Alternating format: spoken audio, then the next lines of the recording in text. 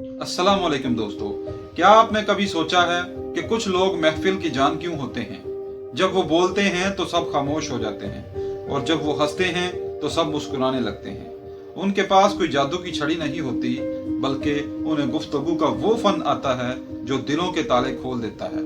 आज हम सिर्फ बोलने की बात नहीं करेंगे, बल्कि आज हम बात करेंगे उस अंदाज की जिसके बाद लोग आपसे मिलने के बहाने ढूंढेंगे। आज हम बात करेंगे 7 ऐसी गहरी निशानियों और तरीकों के बारे में जो आपकी शख्सियत को मैग्नेटिक बना देंगे। चलिए शुरू करते हैं। Number 1, the power of active listening. बेहतरीन बोलने वाला बनने से पहले बेहतरीन सुनने वाला बनना जरूरी है। लोग अक्सर ये गलती करते हैं कि सामने वाले की बात सिर्फ इसलिए सुनते हैं ताकि वो अपना जवाब दे सकें। इसे वेटिंग टू स्टॉप कहते हैं, लिसनिंग नहीं। जब आप किसी को पूरी तवज्जो से सुनते हैं, उनकी आंखों में देखते हैं और उनकी बात पर सही बात है या फिर क्या हुआ जैसे जुमले बोलते हैं, तो सामने वाले को लगता है कि वो दुनिया का सबसे अहम शख्स है। याद रखें, लोग उन्हें भूल जाते हैं जो बहुत बोलते हैं, लेकिन उन्हें हमेशा याद रखते हैं जो उन्हें सुनते हैं। नंबर 2, अल्फाज का चुनाव और मिठास।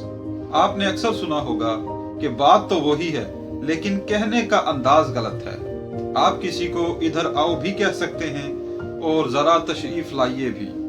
अल्फाज आपकी शख्सियत का लिबास होते हैं। हमेशा पुरसुकून और नरम लहजे में बात करें। चीख कर बोलना, बहुत तेजी से बोलना आपकी घबराहट दिखाता है। ठहराव के साथ बोलें। जब आप थोड़ा रुक कर और सोच कर बोलते हैं तो आपकी बातों में वजन पैदा होता है। अल्फाज का इंतखाब ऐसा हो कि सुनने वाले के कानों में शहद घुल जाए, जहर नहीं। नंबर 3, सामने वाले को हीरो बनाएं। दुनिया में हर इंसान चाहता है कि उसे सराहा जाए। गुफ्तगू में सामने वाले से उनकी पसंद, उनके काम और उनकी राय के बारे में पूछें। मसलन, आपने ये कैसे किया या आपका इस बारे में क्या ख्याल है। जब आप सामने वाले को सेंटर ऑफ अटेंशन बनाते हैं तो वो फितरी तौर पर आपका दीवाना हो जाता है। इंसान उससे मोहब्बत करता है जो उसे खुद से मोहब्बत करना सिखाए।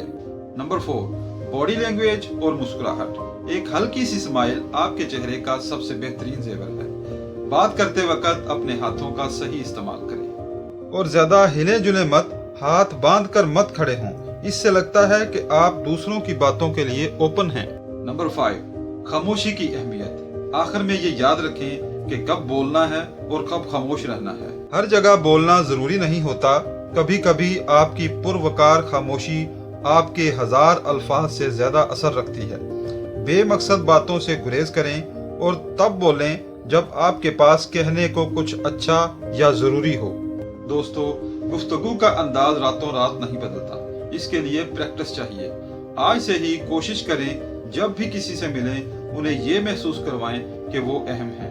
याद रखें, लोग ये भूल जाएंगे कि आपने क्या कहा था, लेकिन वो ये कभी नहीं भूलेंगे कि आपने उन्हें महसूस कैसा करवाया। अगर आज की वीडियो ने आपके अंदर गुफ्तगू करने की पॉजिटिविटी पैदा की है तो वीडियो को लाइक करें और चैनल को सब्सक्राइब करके हिस्सा बने आसफ विजन का।